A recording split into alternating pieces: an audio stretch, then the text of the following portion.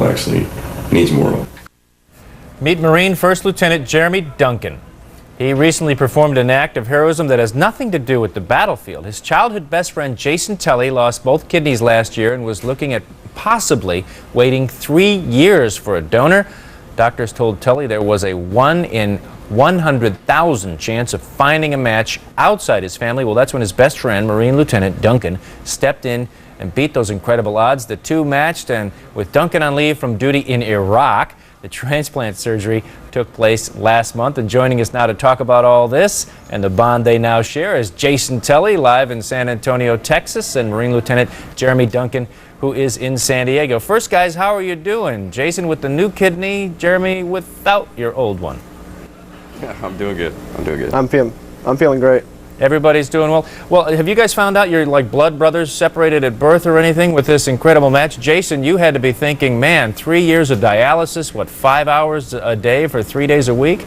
Yeah, 4 hours a day. Yeah, I wasn't looking forward to it, but I had kind of resigned myself to it. So here comes your buddy. He's back from Iraq. He calls you up on the phone, right? And you tell him what your situation is, and he says, well, how do I get tested? Yeah, exactly. He asked me that, and I just assumed it was one of those things, you know, he was curious or he was just trying to be nice. So I told him to go, you know, see a doctor or go to the hospital there on the base, and they would, you know, they would tell him what to do. I didn't think he'd do it, but he did. Jeremy, you get the call that says, indeed, you are a match. Were you feeling happy at that point, or uh-oh, now I've got to come through with my plan?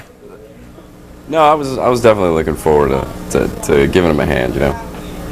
Well, you gave him more than a hand, sir. You gave him a kidney. Yeah, obviously a kidney. Yeah. And your father advised you not to do it. I mean, did your dad think, Jeremy, come on, you've already done enough for this country and for the world. You've just come back from Iraq. Why are you now taking the risk of giving somebody else one of your kidneys?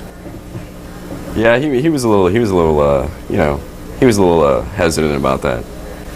But Jason's been a good friend of mine since 6th, 7th grade, so I wanted to be there to help him out in this situation, and I think I would have regretted it for the rest of my life if I hadn't been, you know, if I hadn't done that.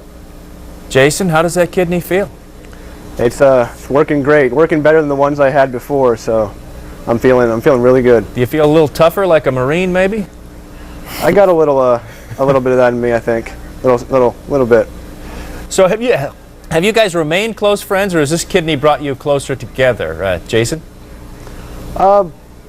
We've talked more on the phone. Before we used to, you know, just catch up every couple of months because he lived out on the West Coast and, you know, I'm out here.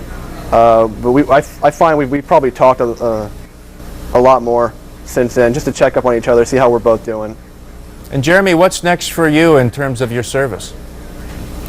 Well, in a short period of time, I'll be going back out to Iraq. So I'll be there for about 6 to 9 months. Well, we wish you both the best. Jeremy, be very careful in Iraq. We'll be, of course, thinking of you. And Jason, good luck with that new Marine-issued kidney. Thank you. Take care, guys. Thanks.